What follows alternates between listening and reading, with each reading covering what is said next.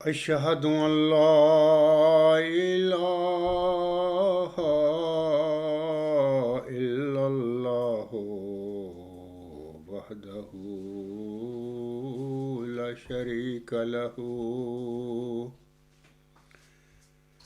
وأشهد أن محمدا عبده ورسوله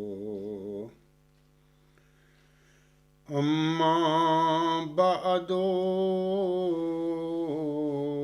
فأعوذ بالله من الشيطان الرجيم بسم الله الرحمن الرحيم الحمد لله رب العالمين الرحمن الرحيم مالك يوم الدين إياك نعبد وإياك نستعين اهدنا الصراط المستقيم صراط الذين أنعمت عليهم صراط الذين أنعمت عليهم غير المغضوب عليهم ولا الضالين يؤتي الحكمة من يشاء ومن يؤت الحكمة فقد أوتي خيرا كثيرا وما يذكر إلا أولو الألباب۔ یہ آیت کریمہ سورۃ البقرہ کی آیت نمبر 270 ہے۔ اس آیت میں اللہ تعالیٰ فرماتا ہے وہ جسے چاہتا ہے حکمت عطا کرتا ہے، اور جسے حکمت عطا کر دی گئی تو اسے یقیناً خیر کثیر یعنی بہت بڑی بھلائی بخش دی گئی، اور عقل مندوں کے سوا کوئی نصیحت حاصل نہیں کرتا۔ اسی حکمت اور خیر کے حوالہ سے امام مہدی و مسیح موعود حضرت مرزا غلام احمد علیہ السلام اپنی کتاب براہین احمدیہ میں فرماتے ہیں، یعنی خدا جس کو چاہتا ہے حکمت دیتا ہے، اور جس کو حکمت دی گئی اس کو خیر کثیر دی گئی ہے، یعنی حکمت خیر کثیر پر مشتمل ہے، اور جس نے حکمت پائی اس نے خیر کثیر کو پا لیا۔ سو یہ علوم و معارف جو دوسرے لفظوں میں حکمت کے نام سے موسوم ہیں، یہ خیر کثیر پر مشتمل ہونے کی وجہ سے بحر محیط کے رنگ میں ہیں، جو کلام الہی کے تابعین کو دیے جاتے ہیں، اور ان کے فکر اور نظر میں ایک ایسی برکت رکھی جاتی ہے جو اعلیٰ درجہ کے حقائق حقہ ان کے نفس آئینہ صفت پر منعکس ہوتے رہتے ہیں، اور کامل صداقتیں ان پر منکشف ہوتے رہتے ہیں، اور تائیدات الہیہ ہر یک تحقیق اور تدقیق کے وقت کچھ ایسا سامان ان کے لیے میسر کر دیتی ہیں جس سے بیان ان کا ادھورا اور ناقص نہیں رہتا، اور نہ کچھ غلطی واقع ہوتی ہے۔ یہ روحانی خزائن جلد 1 صفحہ 533 534 حاشیہ در حاشیہ نمبر 3۔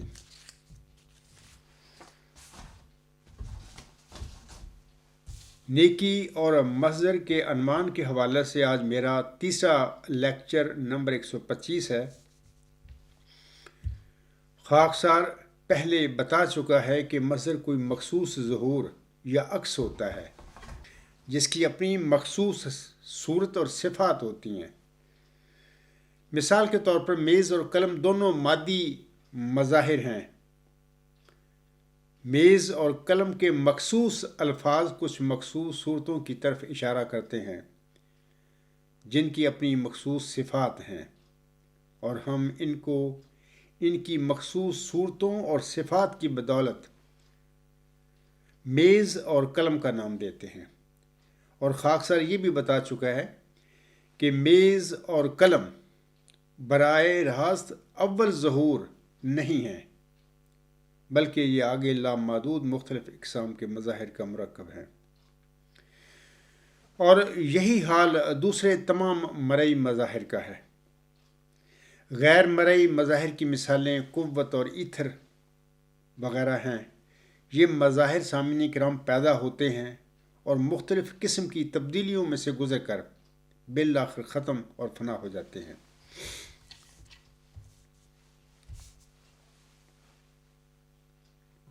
اب ہم مظہر یعنی فینومینن کی بعض دوسری خصوصیات پر غور کرتے ہیں۔ اگرچہ سامعین کرام تمام مظاہر نیکی کا ظہور ہیں، نیکی کا عکس ہیں، لیکن تمام مظاہر ایک جیسے نہیں ہیں۔ مثال کے طور پر ایتھر، پہاڑ، درخت، شیر اور انسان تمام مظاہر ہیں، لیکن یہ تمام ایک قسم کے نہیں ہیں۔ ہر مظہر اپنی مخصوص طبقہ سے تعلق رکھتا ہے۔ بحیثیت مجموعی مظاہر کے دو بڑے طبقے ہیں: مادی مظاہر اور غیر مادی مظاہر، یعنی فزیکل فینامنا اور میٹا فزیکل فینامنا۔ ایتھر، قوت اور تمام دوسری غیر مادی مخلوق غیر مادی طبقے سے تعلق رکھتی ہے، جبکہ مادی مظاہر آگے مزید 4 اقسام میں تقسیم ہو جاتے ہیں۔ اور مادی مظاہر کی یہ 4 اقسام اس طرح ہیں: جماداتی مظاہر نمبر 1، نمبر 2 نباتاتی مظاہر، نمبر 3 حیواناتی یا بے عقل مظاہر، اور نمبر 4 انسانی یا ذی عقل مظاہر۔ سامعین کرام، جب ہم کائنات پر غور و فکر کرتے ہیں تو ہم دیکھتے ہیں کہ ہماری کائنات ایک مربوط نظام کے تحت تشکیل دی گئی ہے۔ تمام مظاہر مناسب ترتیب میں پائے جاتے ہیں اور ان میں کوئی بھی بے ترتیبی نہیں۔ مادی مظاہر کی پہلی قسم جماداتی مظاہر پر مشتمل ہے، یعنی گروتھ لیس فینامنا۔ جماداتی مظاہر گروتھ لیس فینامنا ہیں۔ تمام جماداتی مظاہر ان تمام اشیاء پر مشتمل ہیں جو بڑھ نہیں سکتی، یعنی جن میں افزائش نہیں ہوتی یا جن میں افزائش کا عمل وقوع پذیر نہیں ہوتا۔ مثال کے طور پر پہاڑ، ریت، پانی اور ہوا وغیرہ وغیرہ، یہ سارے گروتھ لیس فینامنا کی مثالیں ہیں یا مادی جماداتی مظاہر کی مثالیں ہیں۔ یہ تمام ما بعد العنصر یعنی پوسٹ ایلیمنٹری جماداتی مظاہر کی عام مثالیں ہیں۔ یہاں پر ایک الفاظ آئے ہیں ما بعد العنصر یعنی پوسٹ ایلیمنٹری جماداتی مظاہر۔ یہ اصطلاح جو ہے یا جو میں نے لفظ پڑھے ہیں، میں چاہتا ہوں اس کے متعلق تھوڑی سی وضاحت کر دوں، کیونکہ بعض اوقات اگر کوئی لکھنے والا لکھ جاتا ہے کوئی اصطلاح اپنی تصنیف میں، تو بعض کا پڑھنے والوں کے لیے مشکل ہوتی ہے کہ اس کی کیا معنی، کس مفہوم میں اس نے کوئی مخصوص اصطلاح استعمال کی ہے۔ تو میں بتا دیتا ہوں کہ یہ 2 اصطلاحیں میں اپنے تھیسس میں استعمال کرتا ہوں، اور یہ ہے، ایک تو ہے ما بعد العنصر پوسٹ ایلیمنٹری یعنی فزیکل فینامنا، اور دوسری ما قبل العنصر پری ایلیمنٹری، یہ میٹا فزیکل فینامنا ہے۔ مادے کا سامنے کرام چھوٹا ترین جو ہے ذرہ جو ہے وہ ایٹم ہے۔ ایٹم سے پہلے کی جو دنیا ہے خاکسار اس کے لیے ما قبل العنصر یعنی پری ایلیمنٹری کے الفاظ استعمال کرتا ہے، لیکن ایٹم کے بعد جو مادی دنیا شروع ہوتی ہے، یعنی پہلے پھر ایٹم کے بعد کچھ ایٹم مل کر مالیکیولز بناتے ہیں، پھر مالیکیول سارے اکٹھے ہو کر پھر پانی بنتا ہے، اور باقی مادی اشیاء جتنے بھی ہیں وہ وجود میں آتی ہیں۔ تو میرا مطلب کہنے کا ہے کہ ما بعد العنصر کے الفاظ انہی معنی میں استعمال کر رہا ہوں کہ ایٹم کے بعد پہلے یہ جو مالیکیول کی شکل اختیار کرتے ہیں ایٹم اپنی ترتیب مناسب میں، جس طرح کہ ان کو تخلیق کیا گیا ہے وہ جس طرح مناسب ہوتا ہے، پھر ایسا ایسا پھر مادی مظاہر بھی پیدا ہو جاتے ہیں، مادی گروتھ لیس جو فینامنا ہے سارا وجود میں آ جاتا ہے۔ پری ایلیمنٹری یا ما قبل العنصر میں وہ ایٹم سے پہلے جو صورتحال ہوتی ہے ایٹم کی، مثلاً اس کے اندر کی صورتحال جو ہے، ایک نیوکلیس ہوتا ہے، اس کے اندر پروٹان اور نیوٹران ہوتے ہیں، اور اس کے باہر ایک آربٹ میں الیکٹران جو ہیں کسی بھی عنصر کے وہ گردش کر رہے ہوتے ہیں، اور جب ایٹم ٹوٹتا ہے یعنی اس کو پھاڑا جاتا ہے تو یہ طاقت اور روشنی میں تبدیل ہو جاتا ہے، وغیرہ وغیرہ۔ یہ میں مثال دے رہا ہوں پری ایلیمنٹری ما قبل العنصر جو حالت ہے، یہ اس حالت کو میں کہتا ہوں ما قبل العنصر۔ سامنے کرام یہ تمام اشیاء یعنی پہاڑ، ریت، پانی اور ہوا وغیرہ زندہ ہیں، اور جو لوگ انہیں مردہ کہتے ہیں وہ ان کی زندگی سے بے خبر ہیں۔ خاکسار نے 1984 میں یہ بات لکھی تھی، اور میرے علم کے مطابق خاکسار سے پہلے کسی سائنٹسٹ یا کسی فلسفی نے جماداتی مظاہر کو زندہ قرار نہیں دیا تھا۔ اگر کسی انسان کا یہ خیال ہو کہ خاکسار سے پہلے بھی کسی محقق نے جماداتی مظاہر کو زندہ قرار دیا ہوا ہے، تو پھر میری خواہش ہوگی کہ اس محقق کا نام اور اس کی کتاب کو مجھے حوالہ دیا جائے، تاکہ مجھے بھی علم ہو جائے کہ خاکسار سے بھی پہلے کوئی محقق اس راز سے پردہ اٹھا چکا ہے۔ لیکن میرے علم اور میری معلومات کے مطابق خاکسار سے پہلے کسی محقق نے بھی جماداتی مظاہر کو زندہ قرار نہیں دیا ہے۔ یعنی 1984 تک جب میں یہ لکھ رہا تھا اپنے تھیسس میں، اس وقت تک دنیا میں انسانوں، حیوانات اور نباتات کو زندہ اشیاء قرار دیا جاتا تھا، اور یہ اس وقت کی باتیں ہیں۔ تو اس وقت اللہ تعالیٰ کی طرف سے یہ مجھ پر یہ باتیں کھلی کہ اس کائنات میں مردہ نامی کوئی چیز نہیں ہے، سب زندہ ہیں، لیکن ان کی زندگیوں کے اپنے معیار ہیں۔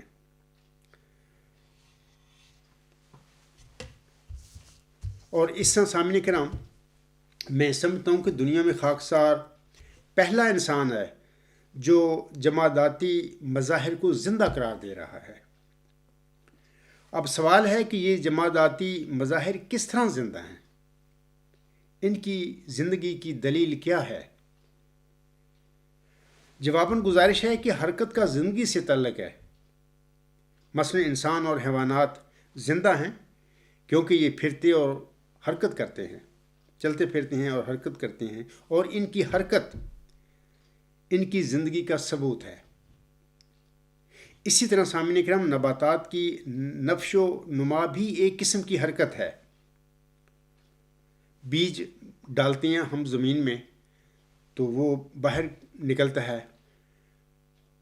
پھر اس کی کونپلیں نکلتی ہیں، پھر بڑا پودا بنتا جاتا ہے. تو یہ ساری حرکت میں آتی ہیں یہ چیزیں. اور اس طرح ہم کہتے ہیں کہ یہ نباتات جو ہیں جب بڑھتے ہیں تو ان کا بڑھنا ان کی زندگی کا ثبوت ہے کہ یہ زندہ ہیں. اسی طرح سامعین کرام، پہاڑ، ریت اور پانی وغیرہ بظاہر جامد نظر آتے ہیں، یہ ساکن نظر آتے ہیں، لیکن ان کے اندر جو ایٹم ہیں، ان ایٹموں کے اندر، اس کے نیوکلس کے باہر ان کے الیکٹران مسلسل گردش کر رہے ہیں. آخر یہ الیکٹرانز کیوں گردش کر رہے ہیں؟ ظاہر ہے کسی بالا ہستی کے حکم کے تحت یہ گردش کر رہے ہیں. پہاڑ، ریت اور پانی کے اندر الیکٹرانوں کی گردش بتا رہی ہے کہ جماداتی مظاہر بھی زندہ ہیں، لیکن مظاہر کی دیگر اقسام کے بالمقابل ان کی زندگی کا معیار کم ترین ہے، یعنی لوئسٹ لیول کا ہے. ہماری زمین زیادہ تر اسی قسم کے مظاہر پر مشتمل ہے. سامعین کرام، مادی مظاہر کی دوسری قسم نباتاتی مظاہر کی ہے، یعنی گروتھ ایبل فینامنا. مثلاً پودے وغیرہ سارے اس کیٹیگری میں آ جاتے ہیں. نباتاتی مظاہر سامعین کرام بڑھ تو سکتے ہیں، یعنی ان میں افزائش تو ہوتی ہے، لیکن ان کو دوسری اعلیٰ صفات سے یا خصوصیات سے محروم کیا گیا ہے. نباتاتی مظاہر یعنی گروتھیبل فینامنا بھی زندہ وجود ہیں اور اثر پذیری اور تغذیہ کے عمل ان میں پائے جاتے ہیں. مادی مظاہر کی تیسری قسم حیواناتی یا بے عقل مظاہر کی ہے، یعنی irrational phenomena ہم اس کو کہہ سکتے ہیں. مثلا جانور وغیرہ سارے اس کیٹیگری میں آتے ہیں. بے عقل کی اصطلاح بتاتی ہے کہ مظہر کی یہ قسم عقل یا دماغ سے محروم ہے. حیواناتی مظاہر نہ صرف بڑھتے ہیں، نشو و نما پاتے ہیں، بلکہ بعض دوسری خصوصیات بھی رکھتے ہیں. مثلا سننے، دیکھنے، سونگھنے، چکھنے اور چھونے کی قوتیں ان میں پائی جاتی ہیں. مادی مظاہر کی سامعین کرام چوتھی اور سب سے زیادہ ترقی یافتہ قسم ذی عقل مظاہر کی ہے، یعنی ریشنل فینامنا کی ہے. مثال کے طور پر اس میں سارے بنی نوع انسان اس میں آ جاتے ہیں اس کیٹیگری میں. ایک امتیازی خصوصیت یا وصف جس کی بدولت ذی عقل مظاہر دوسرے تمام مادی مظاہر سے علیحدہ ہوتے ہیں، وہ یہ ہے کہ ان کو عقل سے نوازا گیا ہے. میری معلومات کے مطابق خاکسار سے پہلے کسی نے بھی جماداتی مظاہر یعنی پہاڑ، پانی اور ریت کو زندہ قرار نہیں دیا ہے.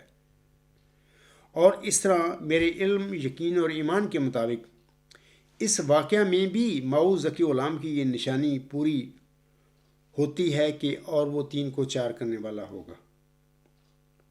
اب اگر آئندہ تحقیق کی دنیا میں یہ حقیقت تسلیم کر لی جاتی ہے کہ پہاڑ، پانی اور ریت وغیرہ جماداتی مظاہر بھی مردہ ہونے کی بجائے زندہ ہیں، تو پھر ماؤ ذکی غلام کی صداقت کا یہ ثبوت بھی اللہ تعالیٰ نے خاکسار کے وجود میں پورا فرما دیا ہے. تو یہ تو اقسام تھیں، یعنی فزیکل فنامنا جو ہے، مادی مظاہر جو ہیں ان کی اقسام میں نے 4 بیان کی ہیں یہاں پر. اور یہ بیان بھی کر دیا ہے کہ یہ جو گروتھ لیس فنامنا ہے، جماداتی مظاہر جو ہیں یہ مردہ نہیں ہیں بلکہ یہ زندہ ہیں. ہاں، ان کی زندگی کا معیار جو ہے وہ لوئسٹ لیول کا ہے. اب ہم آتے ہیں مادی مظاہر کی حالتوں کی طرف. آپ سب کو واضح رہے سامعین کرام کے دوران تعلیم خاکسار نے بھی میٹرک میں سائنس یعنی نیچرل سائنس پڑھی تھی، اور پھر یہ بھی کہ میں سائنس کا اپنے زمانے میں ایک اچھا طالب علم تھا. میں نے بھی قانون بقائے مادہ اور مادے کی 3 حالتیں پڑھی تھیں. یہ 1969-70 کی بات ہے. تعلیم الاسلام ہائی اسکول ربا میں نے میٹرک کیا تھا، لیکن طالب علمی کے زمانہ میں کبھی خواب میں بھی یہ خیال نہیں آیا تھا کہ یہ دونوں نظریات غلط ہیں۔ امتحان میں اگر ان نظریات سے متعلق کوئی سوال آیا تو میں نے اسی طرح لکھ دیا جیسا کہ درسی کتب میں لکھا ہوا تھا یا جیسا کہ ہمارے اساتذہ ہمیں پڑھایا کرتے تھے۔ خاکسار پہلے بتا چکا ہے کہ نیکی اور علم کی حقیقت جاننے کے لیے جب میں نے ایک مبارک سجدہ میں حضرت امام مہدی و مسیح موعود السلام کی حصول علم کے متعلق چند الہامی دعائیں پڑھی تھیں، تو ان دعاؤں میں ایک دعا یہ تھی کہ رب ارنی انوار کل کلیات، اے میرے رب مجھے اپنے وہ تمام انوار دکھلا جو محیط کل ہیں۔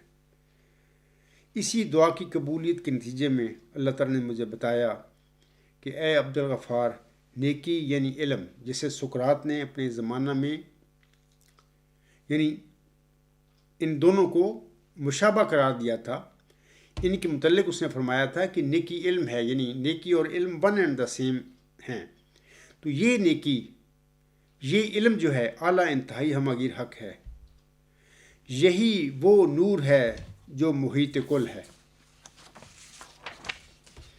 اسی طرح ایک اور الہامی دعا یہ پڑھی تھی میں نے کہ رب ارنی حقائق الاشیاء، اے میرے رب مجھے اشیاء کے حقائق دکھلا۔ اسی دعا کی قبولیت کے نتیجے میں خاکسار پر اشیاء کے حقائق ظاہر کیے گئے ہیں۔ خاکسار آپ سب کو یہ بتانا بھی ضروری سمجھتا ہے کہ میں کوئی سائنسدان یا کیمیا دان یا ماہر طبیعیات یا کوئی فلاسفر نہیں ہوں، بلکہ خاکسار تو ایک ادنا سا طالب علم ہے، اور ایک مبارک سجدہ میں مذکورہ بالا دعائیں پڑھنے کے نتیجے میں جو علم میرے شامل حال ہوا ہے، میں اسی علم کی روشنی میں یہ سب کچھ بتا رہا ہوں۔ خاکسار پہلے بھی بتا چکا ہے اور اب بھی بتاتا ہے کہ انسانوں کے قائم کردہ نظریات غلط ہو سکتے ہیں یا ان میں جزوی غلطیاں رونما ہو سکتی ہیں، لیکن فطرتی قوانین یا سچائیاں ایسے حقائق ہیں کہ ان میں ہمیشہ کوئی تبدیلی یا رد و بدل نہیں ہو سکتا۔ مثال کے طور پر جب سے پانی تخلیق ہوا ہے یہ ہمیشہ H2O میں ہی آپ کو ملے گا، اس میں کوئی تبدیلی نہیں ہو سکتی۔ اسی طرح آکسیجن ہمیشہ O2 میں ہی ملے گی۔ یہ سامعین کرام فطرتی قوانین یا فطرتی سچائیاں ہیں۔ اسی طرح اللہ تعالیٰ کے برگزیدہ مرسلوں سے بھی اتحادی غلطیاں سرزد ہو جایا کرتی ہیں۔ بعض اوقات اللہ تعالیٰ اپنے کسی مصلحت کی خاطر اپنے برگزیدہ مرسلوں سے اتحادی غلطیاں بھی کروا دیا کرتا ہے۔ یہ میرا موضوع جو ہے اس آج کے لیکچر میں اس پہ نہیں میں بات کروں گا۔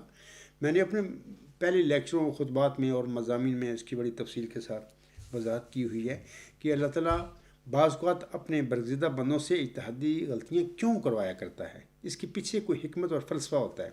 تو بہرحال یہ بات میں کہہ رہا ہوں آپ لوگوں کو کہ اللہ تعالیٰ کے برگزیدہ مرسل بھی جو ہوتے ہیں ان سے بھی اتحادی غلطیاں سرزد ہو جایا کرتی ہیں۔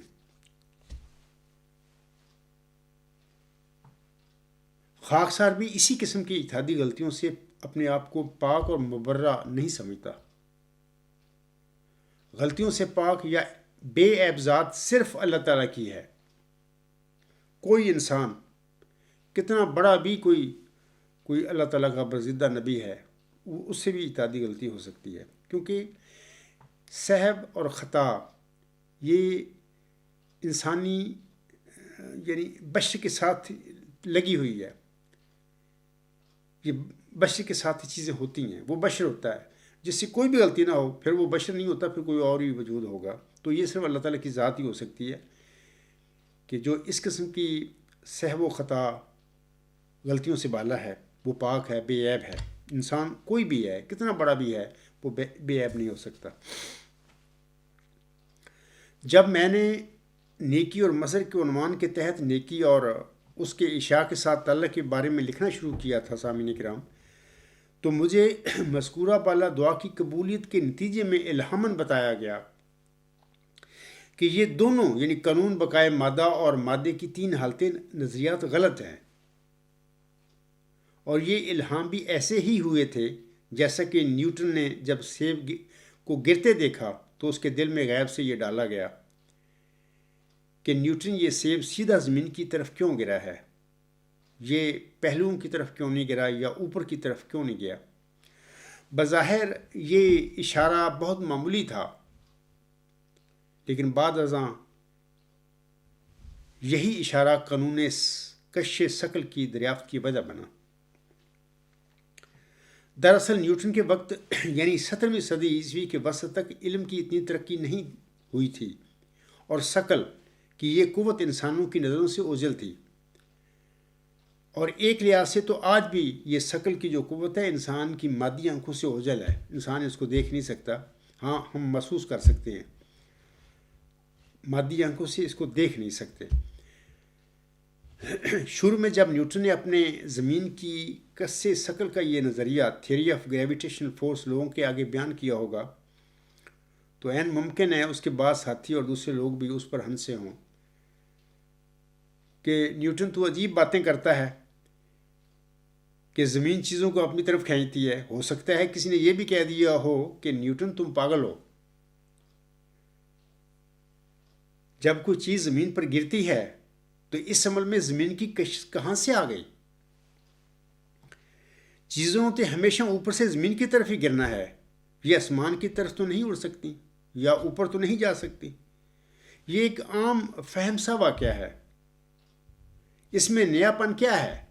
لیکن علیم و خبیر ہستی نے نیوٹن کو عظمت دینے کے لیے اس کی توجہ کو سیب کے زمین پر گرنے کے واقعہ کی طرف مبذول کروا کر اس پر اپنی ایک پوشیدہ ثقل کی قوت کا بھیس ظاہر فرما دیا، اور اس طرح سیب کے زمین کی طرف گرنے کے بظاہر ایک معمولی سے واقعہ نے سر اسحاق نیوٹن کو جدید سائنس کا امام بنا دیا۔ خاکسار نے اپنی تھیسس کے دوسرے باب میں یعنی علم کے ذرائع کے عنوان کے تحت لکھا ہے کہ عقل اگرچہ انسانوں کو اشرف المخلوقات بناتی ہے، لیکن علم میں آگے بڑھنے کے لیے عقل کو حواس کی مدد بھی درکار ہوتی ہے۔ اکیلی عقل علم میں آگے نہیں بڑھ سکتی، لازماً اس کو حواس جو ہوتی ہیں، سینسز جو ہوتے ہیں، اس کی مدد درکار ہوتی ہے۔ بالکل اسی طرح ماں بعد طبیعتی حقائق کی دریافت کے لیے عقل کو روشنی کی ضرورت بھی ہوتی ہے۔ اللہ تعالیٰ وحی کی یہ روشنی اپنے چنیدہ بندوں پر اسی طرح اشاروں کے رنگ میں نازل فرماتا ہے جس طرح اللہ تعالیٰ نے نیوٹن کو جب سیب اس کے آگے گرا تو اللہ تعالیٰ نے اس کی طرف اس کا دھیان پھیرا کہ نیوٹن یہ نیچے کیوں گرا ہے، اوپر کیوں نہیں گیا۔ یہ ایک اشارہ تھا، ہنٹ تھا جو نیوٹن کو دیا گیا۔ یہاں سے ایک سوال پیدا ہو گیا، اللہ نے سوال پیدا کر دیا اس کے دل میں اور دماغ میں، تو اس نے پھر غور و فکر شروع کر دیا، جس کا نتیجہ پھر یہ نکلا کہ وہ بالآخر گریویٹیشنل فورس جو لا آف گریویٹیشنل فورس ہے اس پر پہنچ گیا، نتیجہ پہنچ گیا۔ شروع ساری بات ایک ہنٹ، ایک اشارہ سے ہوئی تھی۔ وحی کے لغوی معنی بھی اشارہ کے ہی ہوتے ہیں۔ اب میں مظاہر کی حالتوں کی طرف آتا ہوں۔ سامعین کرام، ہر مادی مظہر کسی نہ کسی حالت میں پایا جاتا ہے۔ طالب علمی کے زمانہ میں خاکسار مادے کی حالتوں کے متعلق پڑھتا رہا کہ یہ 3 ہیں، لیکن جب میں الہی نظریہ یعنی ورچوئس گاڈ لکھتے لکھتے مادے کی حالتوں کے متعلق لکھنے لگا تو مجھے بھی یہ اشارہ دیا گیا کہ عبدالغفار مادے کی ان حالتوں پر غور کر، یہ مادے کی حالتیں 3 نہیں بلکہ 4 ہیں۔ اسی اشارے کے نتیجہ میں خاکسار نے اثر نو مادے کی حالتوں کا جائزہ لیا تو ثابت ہوا کہ یہ حالتیں واقعتاً 3 کی بجائے 4 ہیں۔ نمبر 1 ٹھوس یعنی سالڈ، نمبر 2 ٹھایا یعنی سالک، نمبر 3 لیکوڈ یعنی مائع، نمبر 4 گیس یعنی گیس۔ مادے کی پہلی حالت سامعین کرام ٹھوس کی تعریف کچھ اس طرح کی جاتی ہے کہ جو شے اپنی شکل اور حجم یعنی ضخامت برقرار رکھتی ہے وہ ٹھوس ہے۔ مثال کے طور پر پتھر، میز، قلم وغیرہ ساری مثالیں جو ہیں ٹھوس کی مثالیں ہیں۔ اسی طرح جو شے اپنا حجم تو برقرار رکھتی ہے لیکن اپنی شکل برقرار نہیں رکھتی تو وہ مائع کہلاتی ہے، لیکوڈ۔ مثلا پانی، دودھ وغیرہ اس کی مثالیں ہیں۔ اسی طرح مادے کی تیسری حالت گیس ہے۔ اس حالت میں مادہ نہ اپنی شکل برقرار رکھتا ہے اور نہ ہی حجم۔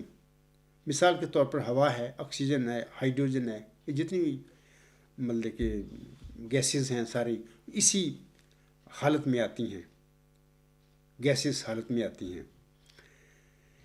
اس حالت میں مادہ نہ تو اپنی شکل برقرار رکھتا ہے اور نہ ہی اپنا حجم برقرار رکھ سکتا ہے۔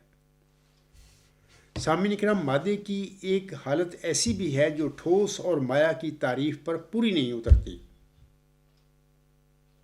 مثلا ٹھوس چیزوں میں ریت یا کوئی بھی سفوف وغیرہ، یہ مطلب کہ ٹھوس جو ڈیفینیشن ہے کہ کوئی بھی ٹھوس چیز جو ہوتی ہے وہ اپنا حجم بھی اسٹرکٹلی برقرار رکھتی ہے اور اپنا حجم بھی برقرار رکھتی ہے، اپنی شکل بھی برقرار رکھتی ہے۔ لیکن ہم دیکھتے ہیں کہ ریت یا کوئی بھی سفوف پاؤڈر لے لیں، ان چیزوں کو ہم ٹھوس کی حالت میں شامل کر دیتے ہیں، ہم نے شامل کیا ہوا ہے دنیا علم میں، جو کہ علمی طور پر ٹھوس کی تعریف کے مطابق درست نہیں ہے۔ مثال کے طور پر پتھر یا میز دونوں ٹھوس ہیں، لیکن ان کے مقابلہ میں ریت یا کسی بھی سفوف کی حالت پتھر اور میز کی طرح نہیں ہوتی، اسٹرکٹلی وہ اپنی شکل برقرار نہیں رکھتی جیسے کہ ٹھوس کی ڈیفینیشن کی گئی ہے، لیکن اس کے باوجود ہم انہیں ٹھوس میں شامل کر دیتے ہیں۔ اسی طرح سامعین کرام، شہد کو بھی ہم مائع میں شامل کر دیتے ہیں، جو کہ علمی طور پر مائع کی تعریف کے مطابق درست نہیں ہے۔ ان اشیاء کی اپنی ایک چوتھی حالت ہے، یعنی ٹھایا، یعنی سالڈ اور لیکوڈ کے درمیان۔ نہ تو یہ جو چیزیں ہیں نہ تو ہم ان کو ٹھوس کہہ سکتے ہیں جیسے کہ ٹھوس کی تعریف ہوتی ہے، وہ اپنی شکل بھی برقرار رکھتی ہے اسٹرکٹلی اور اپنا حجم بھی برقرار رکھتی ہے، نہ تو ہم ان کو ٹھوس کہہ سکتے ہیں اور نہ ہی ہم ان کو لیکوڈ کر سکتے ہیں۔ لیکوڈ میں بھی جو لیکوڈ چیزیں ہوتی ہیں، مثلا دودھ ہے، پانی ہے وغیرہ، تو یہ اپنا حجم تو برقرار رکھتے ہیں لیکن اپنی شکل برقرار نہیں رکھتے۔ تو یہ مثلا یہ شاید جو اب میں نام لے رہا ہوں، تو مثال کے طور پر ریت ہے یا کوئی بھی پاؤڈر ہے یا شہد، ابھی میں نے مثال دی ہے جو شہد کی حالت ہے، تو یہ ٹھوس اور مائع کی جو ڈیفینیشن کی جاتی ہے دنیا سائنس میں، اس کے مطابق یہ نہیں پورا اترتی۔ بظاہر علمی دنیا میں میرے علم کے مطابق یہ ایک معمولی سی غلطی ہے، لیکن اللہ تعالیٰ نے اپنے امام مہدی و مسیح موعود کو جس ذکی غلام کی بشارت بخشی تھی، اس کی نشانیوں میں سے ایک نشانی اس نے یہ مقرر فرمائی ہوئی ہے کہ اور وہ 3 کو 4 کرنے والا ہوگا۔ دوبارہ پھر عرض کرتا ہوں کہ خاکسار سے پہلے ہمیشہ مادے کی 3 حالتیں تسلیم کی گئی ہیں۔ اب اگر آئندہ تحقیق کی دنیا میں یہ حقیقت تسلیم کر لی جاتی ہے یا تسلیم ہو جاتی ہے کہ مادے کی 3 کے بجائے 4 حالتیں ہی ہیں، تو پھر موعود ذکی غلام کی صداقت کا یہ ثبوت بھی اللہ تعالیٰ نے خاکسار کے وجود میں پورا فرما دیا ہے کہ اور وہ 3 کو 4 کرنے والا ہوگا۔ الحمدللہ رب العالمین۔ سامعین کرام، نیکی اور مذہب کے موضوع کے حوالے سے آج تیسرے لیکچر کے آخر پر اب ہم مذہب اور فلسفہ کے عمومی چند سوالوں کی طرف آتے ہیں یا ان کا ذکر کرتے ہیں اور یہ دیکھتے ہیں کہ اب تک خاصا نے جو نیکی کی ماہیت دا ایسنس آف ورچو کے حوالے سے جن 3 عنوانوں کا ذکر کیا ہے، یعنی نیکی کیا ہے پہلا عنوان تھا، اور دوسرا عنوان جس پہ میں نے لیکچر دیا تھا دوسرا وہ فیسز آف ورچو، نیکی کے چہرے تھا، اور تیسرا عنوان نیکی اور مظہر یعنی ورچو اینڈ فینامینن ہے، جس کے حوالے سے آج میرا تیسرا لیکچر میں اب دے رہا ہوں۔ تو ہم اب دیکھتے ہیں کہ یہ جو سوال جو ہیں جن کا اب میں ذکر کروں گا، کیا ان سوالوں کے جوابات اب تک جو میں نے 3 عنوانوں پر لیکچر دیے ہیں، کیا ان میں ان سوالوں کے جواب مل جاتے ہیں یا آ جاتے ہیں؟ تو یہ 5 سوالات سامنے کرام اس طرح ہیں، اور میں اب ان کا ذکر بھی کرتا ہوں اور ان کے مختصر سے جواب بھی دے دیتا ہوں۔ پہلا سوال یہ ہے کہ کائنات جس میں ہم رہتے ہیں، اس کی امتیازی خصوصیات اور عمومی ڈھانچہ کیا ہے؟ پہلے سوال کے جواب میں گزارش ہے کہ جس کائنات میں ہم رہتے ہیں یہ نیکی کا ظہور ہے، پوری کائنات، یا نیکی کا عکس ہے، یہ خود بخود موجود نہیں ہے، اور اس طرح یہ نہ صرف غیر حقیقی ہے بلکہ تغیر پذیر بھی ہے۔ میں بڑے مختصر رنگ میں جواب دے رہا ہوں ان سوالوں کے۔ دوسرا سوال اس طرح ہے کہ اس کائنات کی ساخت میں کوئی مستقل عنصر ہے؟ تو دوسرے سوال کے جواب میں گزارش ہے کہ وہ ذات یا ہستی یا وجود جس نے کائنات کو ظہور دیا ہے وہ حقیقی اور مستقل ہے، اس کے لیے کوئی فنا اور کوئی موت نہیں۔ انسانی شعور مظاہر کے بھیس میں اس کا یعنی نیکی کے روشن چہرہ کا ہر جگہ دیدار کرتا ہے یا کر رہا ہے، یا ہم کرتے ہیں۔ مظاہر کی بھیس میں مادی آنکھوں سے ہم اس کو نہیں دیکھ سکتے، لیکن بعض ایسے دعوے دار بھی اس وقت دنیا میں موجود ہیں جو مادی آنکھوں سے اس سے ملاقات کرتے ہیں یا اس کو دیکھتے ہیں، اس قسم کے وہ دعوے کرتے ہیں، جبکہ کوئی حقیقت نہیں ان باتوں میں، کیونکہ ممکن ہی نہیں ہے کہ ہم سپریم الٹیمیٹ یونیورسل ٹروتھ کو اپنی مادی آنکھوں سے دیکھ سکیں۔ ہاں، وہ انتہائی قریب ہے ہمارے آنکھوں کے، اور انتہائی دور ہے، اور انتہائی دوری اور انتہائی قربت کی وجہ سے ہماری مادی آنکھیں اس کو دیکھ نہیں سکتی۔ تو یہ ایسے ہی چھوڑتے رہتے ہیں، مطلب کہ دنیا کو آگے اس قسم کے لوگ ہیں۔ تیسرا سوال اس طرح ہے کہ اس عنصر کے ساتھ ہمارا کیا تعلق ہے؟ اس سوال یعنی تیسرے سوال کے جواب میں گزارش ہے میری کہ ہم بنی نوع انسان اس کا ظہور یا اس کا عکس ہیں، اور یہی ہمارا اس سے تعلق ہے، یعنی وہ خالق ہے اور ہم اس کی مخلوق ہیں، یہی تعلق ہے ہمارا اس سے۔ چوتھا سوال اس طرح ہے کہ اس کائنات میں ہمارا کون سا مقام ہے، یعنی بنی نوع انسان کا۔ اس سوال کے جواب میں گزارش ہے کہ کائنات میں پائے جانے والے مادی اور غیر مادی مظاہر میں ہم بنی نوع انسان سب سے بہترین اور سب سے زیادہ ترقی یافتہ ہیں، اور یہ اس وجہ سے ہے کیونکہ ہم عقل کی دولت سے مالا مال ہیں۔ یہ عقل کی نعمت نہ حیوانات کو ملی ہے، نہ نباتات کو ملی ہے، اور نہ جمادی مظاہر جو ہیں نہ ان کو ملی ہے، یہ صرف اور صرف اللہ نے انسانوں کو بخشی ہے، جس کی وجہ سے باقی تمام مخلوق کے بالمقابل بنی نوع انسان اشرف المخلوقات بن جاتے ہیں۔ لیکن اس عقل کے ہوتے بھی ہم دیکھتے ہیں دنیا میں کیا ہو رہا ہے تماشا۔ بعض لوگ نہیں اس عقل سے کام لیتے، وہ اپنی بیچاری عقیدت میں اپنی عقلی گنوا بیٹھتے ہیں، عقل سے کام نہیں لیتے۔ اس قسم کے لوگوں کا اللہ تعالیٰ نے قرآن کریم میں جانوروں کی کا سا ذکر فرمایا ہے کہ ایسے لوگ بھی ہوتے ہیں کہ اگرچہ اللہ نے ان کو عقل دی ہے لیکن وہ جانوروں کی طرح بن جاتے ہیں، بلکہ یہاں تک کہا ہے اللہ تعالیٰ نے کہ بعض انسان تو ایسے ہوتے ہیں وہ جانوروں سے بھی بدتر بن جاتے ہیں۔ ایک انسان ہے، اس کو ایک ایسی اللہ نے نعمت بخشی ہے اور وہ اس سے کام لینے کے لیے تیار نہیں ہے، تو وہ کیا وہ انسان ہے، وہ تو جانوروں سے بھی بدتر ہو گیا۔ پانچواں سوال اس طرح ہے کہ ہمارے مقام کو کون سا طرز عمل موزوں ہے؟ اس سوال کے جواب میں صرف اتنا عرض کروں گا سامعین کرام کہ اس سوال کا جواب میرے تھیسس کے دوسرے باب نیکی علم ہے کہ آخری اور چوتھے عنوان الہی معاہدہ ڈیوائن کوویننٹ میں انشاءاللہ تعالیٰ آپ سب کو مل جائے گا۔ تو آخر پہ میں پھر جیسے کہ میں اکثر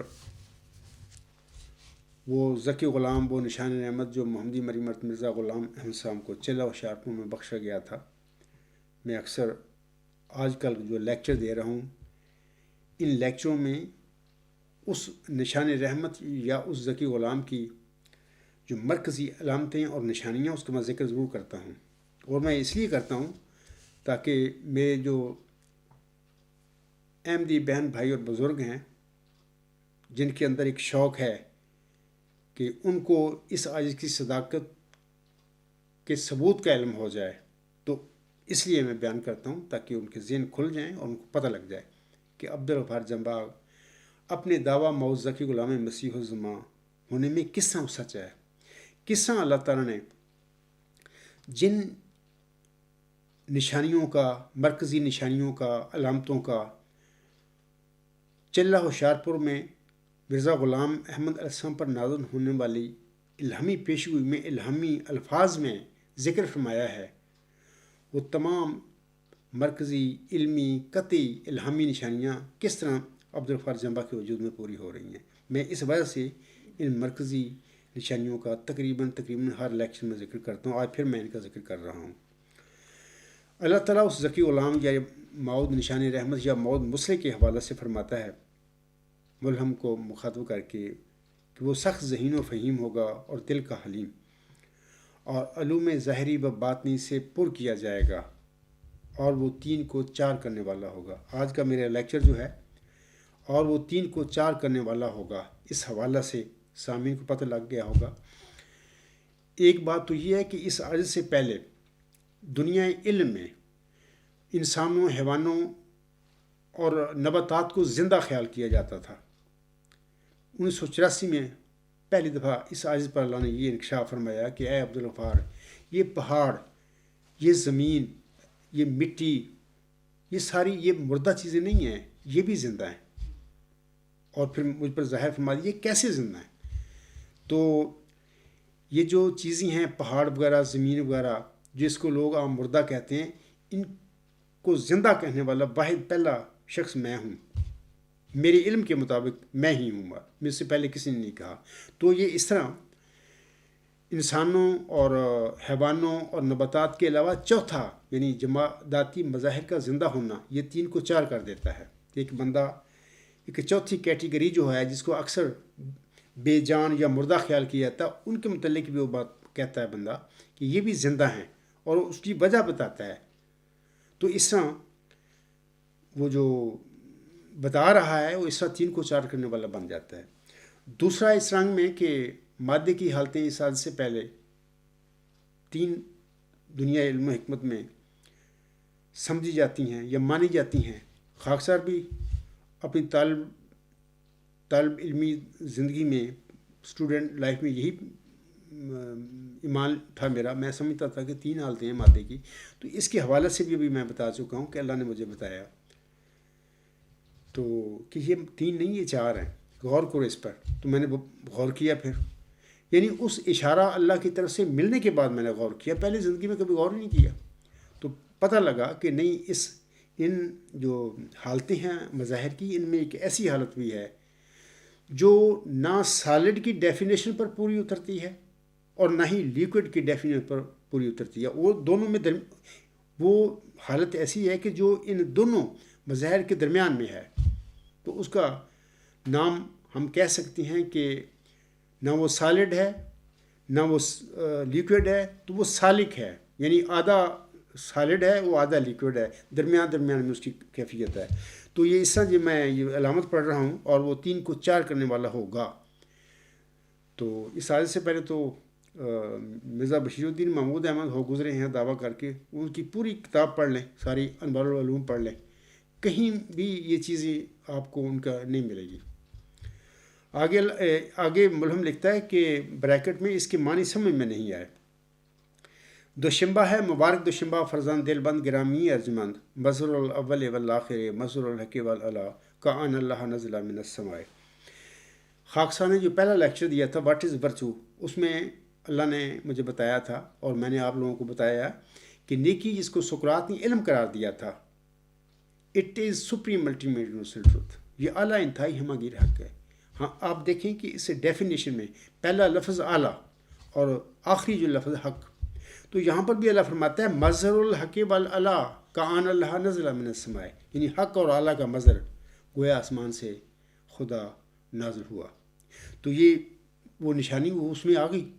دوسرا جو میں نے ٹاپک تھا اس کے متعلق جو دوسرا لیکچر دیا تھا اس کا فیسز آف ورچو، یہ اللہ تعالیٰ کی طرف سے مجھے بتایا گئے ہیں کہ اے عبدالغفار، یہ جو اعلیٰ انتہائی ہماگیر حق ہے اس کے 4 چہرے ہیں، the first, the last, the manifest, the latent.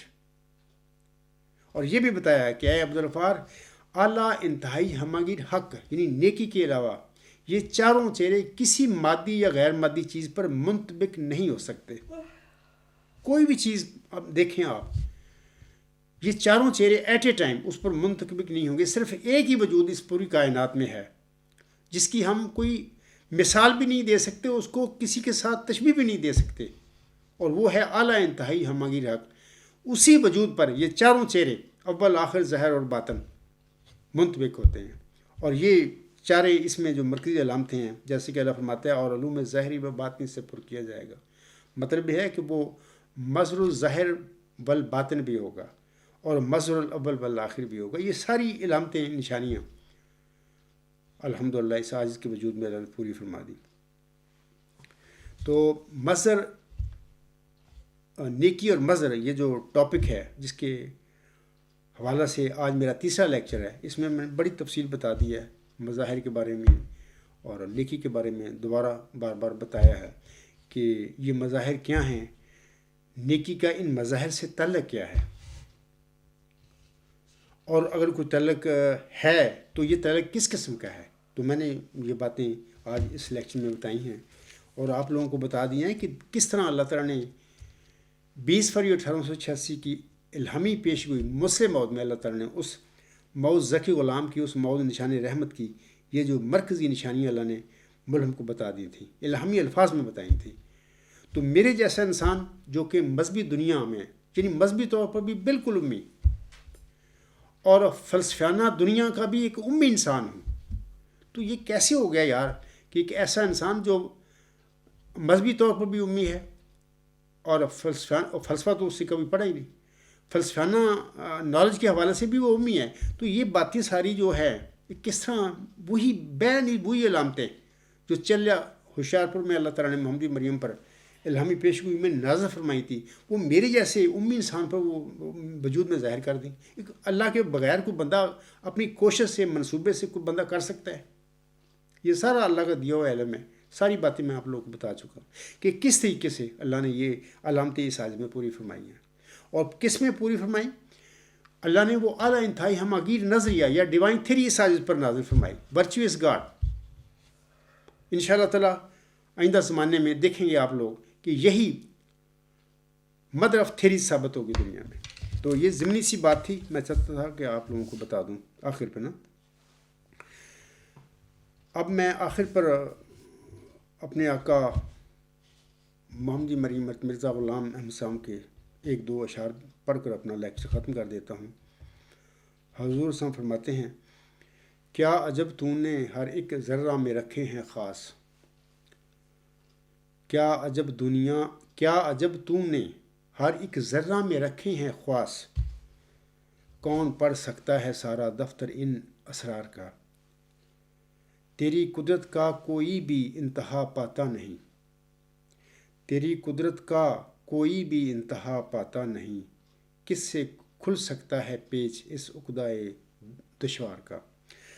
آخر میں یہ بھی ضمنی طور پر کہہ دیتا ہوں کہ کچھ لوگ آج کل میں دیکھ رہا ہوں، اور بعض اوقات میرے پر بھی بد زبانی وہ کرتے ہیں، کیونکہ میں حضرت مرزا غلام صاحب کی پیروی کا دم بھرتا ہوں، مجھے ان کی پیروی میں یہ سب کچھ ملا، تو ان کو یہ بات بڑی اچھی نہیں لگتی، وہ مجھ پر بھی اسی طرح بعض اوقات بد زبانی کرنے لگ جاتے ہیں جیسے مرزا غلام احمد صاحب پر وہ بد زبانی کرتے ہیں۔ میں اپنے طور پر میں ان کا بھی ہمدرد ہوں. میں ان کو کہتا ہوں کہ دیکھیں مرزا غلام احمد کے وفات کے بعد اس کی اولاد ضرور نالائق ثابت ہوئی. انہوں نے مرزا غلام احمد کے مشن کو تباہ کیا. وہ دنیا دار ہیں سارے. دنیا دار چھوڑ، مرزا بشیر الدین محمود احمد تو بدکار تھا، اول نمبر کا بدکار تھا. تو مرزا غلام احمد کے مشن کو تباہ کرنے والی اس کی اولاد ہے، اس کی مخالفت ضرور کرو. میں بھی اس کی مخالفت کرتا ہوں کہ ان لوگوں نے مرزا غلام احمد کے مشن کو تباہ کر دیا، اپنی دنیا کمانے کا ذریعہ بنایا. یہ بات سچی ہے. لیکن میں ان سب لوگوں سے نصیحت کرتا ہوں، میری ایک نصیحت ہے، باقی ماننا نہ ماننا آپ کا کام ہے. آپ نے اپنی قبر میں جانا ہے، میں نے اپنی قبر میں جانا ہے. میں آپ لوگوں کو سمجھانا چاہتا ہوں کہ مرزا غلام احمد اسام پر بد زبانی نہ کیا کرو. وہ ایک صادق انسان تھا، وہ سچا آدمی تھا. جس انسان میں ایک تقویٰ ہو، جو نیک نیت انسان ہو. یہ جو میں ابھی شعر پڑھے ہیں نا، تو ان دونوں شعروں پر وہ غور کرے تو یہ شعر بتاتے ہیں کہ وہ بندہ، اللہ کے بندے کے منہ سے یہ باتیں نکلی ہیں. دنیا دار بندے کے منہ سے یہ باتیں نہیں نکل سکتی. لیکن اس قسم کا عرفان ان لوگوں کو ملتا ہے جن میں تقویٰ ہوتا ہے یا جن کی نیت نیک ہوتی ہے، جو کسی وجہ سے تعصب سے بھر جاتے ہیں، جن کے اندر تقویٰ نہیں ہوتا اور پھر وہ ٹھوکر کھاتے ہیں اسی وجہ سے. تو پھر ان لوگوں کو پھر کسی چیز کا، کسی صادق کی کوئی چیز بھی ان کو اپیل نہیں کر سکتی. بہرحال میری ایک چھوٹی سی، میری طرف سے ایک چھوٹی سی کوشش ہے لوگوں کو سمجھانے کی کہ وہ لوگ جو آئے دن مرزا غلام صاحب پر بد زبانی کرتی ہیں اور مجھے بھی پکڑ لیتی ہیں. پھر میرے متعلق بھی یہ بد زبانی کرتے ہیں کہ جمبا صاحب نے کوئی دھندا شروع کیا ہوا ہے، ہم بھی کرتے ہیں. حالانکہ کوئی دھندا نہیں ہے. میں ایسے لوگوں کو کہوں گا کہ اتنے بڑے بڑے بول نہ بولو جو تمہاری زندگی میں تمہارے آگے آ جائیں اور پھر تمہیں شرمندگی ہو کہ ہم کیا کہا کرتے تھے. کیا محمد عربی صاحب نے ایک دھندا شروع کیا تھا آج سے 1500 سال پہلے؟ لیکن لوگ تو اسے یہی کہتے تھے. کیا عیسیٰ، موسیٰ، نوح، ابراہیم علیہ السلام نے اپنے زمانوں میں یہ دھندے شروع کیے تھے؟ نہیں. خدا کے مرسل تھے، صادق تھے. مخالفین نے یہی باتیں ان کے متعلق کہی تھی کہ یہ ابراہیم دھندا شروع کر رہا ہے اپنا، یا نوح علیہ السلام کے متعلق، یا محمد صلی اللہ علیہ وسلم کے متعلق، عیسیٰ، موسیٰ، سب لوگوں پر یہی الزام لگے. پاگل تک قرار دے دیا لوگوں نے، جبکہ وہ سارے صادق تھے. تو میں ان لوگوں کو جو آج کل اس قسم کی، پھر ان کو پتہ نہیں کیا ان کا المیہ کیا ہے، ان کو کیا ہو گیا ہے. بہرحال وہ جانتے ہیں یا اللہ جانتا ہے. لیکن بہرحال بڑے سخت لفظ بعض زبانی وہ کرتے ہیں مرزا غلام احمد کے متعلق. تو بعض کو اب میں سنتا ہوں تو میں کانپ جاتا ہوں کہ اللہ ان کو ہدایت دے، ان کو سمجھ دے کیا کر رہے ہیں. جو حقیقت ہے وہ ہے. وہ حقیقت یہ ہے کہ مرزا غلام احمد کی اولاد نخل نکلی. مرزا غلام احمد کی اولاد نے ایک مشن کے نظام شیطانی کے ساتھ مرزا غلام احمد کے ماننے والوں کو قابو کیا، اسیر کیا. وہ یوز کر رہے ہیں، نسل در نسل کر رہے ہیں. یہ بات سچی ہے. لیکن اس میں مرزا غلام احمد علیہ السلام کا کیا قصور ہے؟ آسماں پر دعوت حق کے لیے ایک جوش ہے، ہو رہا ہے نیک طبعوں پر فرشتوں کا اتار. آ رہا ہے اس طرف احرار یورپ کا مزاج، آ رہا ہے اس طرف احرار یورپ کا مزاج. نبض پھر چلنے لگی مردوں کی ناگاہ زندہ وار. کہتے ہیں تثلیث کو اب اہل دانش الوداع، کہتے ہیں تثلیث کو اب اہل دانش الوداع. پھر ہوئے ہیں چشمائے توحید پر از جاں نثار. باغ میں ملت کے ہے کوئی گلے رعنا کھلا، باغ میں ملت کے ہے کوئی گلے رعنا کھلا.